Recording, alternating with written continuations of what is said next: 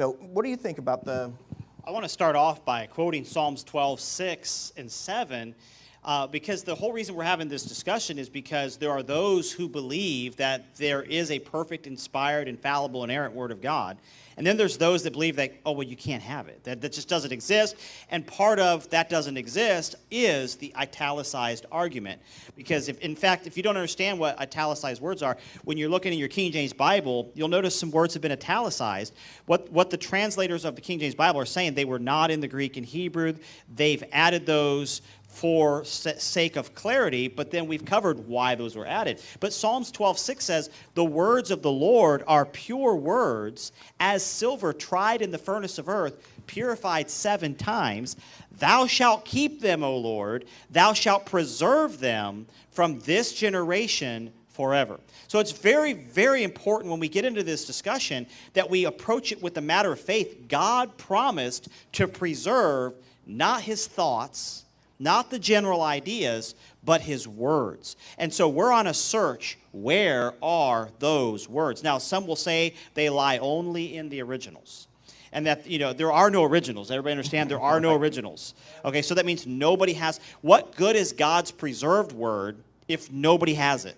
And so we believe that the King James Bible are the very words of God, which leads us to the question, what about the italicized words? Well, the italicized words are just, as Brother Greg mentioned, the integrity of the translator. And if you speak foreign languages, you'll understand that not all language is translated word for word. I'll give you an example in Romanian. Merg la magazin. 3 words, merg la magazin. It says, I am going to the store. Now, if I was to translate that in English, I would say, go the store. But is that what was said in Romanian? No. What was said is, I am, those are added words. Going is the word, the verb, to the store. And so the translators would have italicized those, saying, hey, this was what was understood in that language. And it goes back to show you that the integrity was, we're not trying to put our opinion in any way, shape, or form.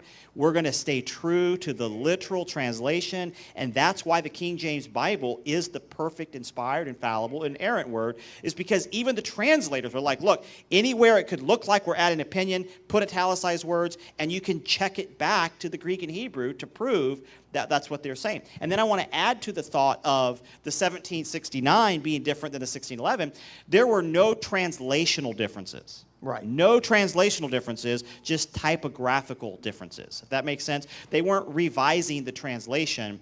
They were just bringing errors or typographical or standardizing in English language. And you have to remember, too, if you'd like to take the challenge and read the 1611 that's there, you're going to read that there are very few changes there. Very few we're talking about very minuscule amounts for the number of words in the Bible, yet those are the ones the doubters oftentimes will magnify to say, and here's why they say that. They say, oh, well, if the 1611 is different than the 1769, then that means there's room for the 1769 to be brought up to the 21st century.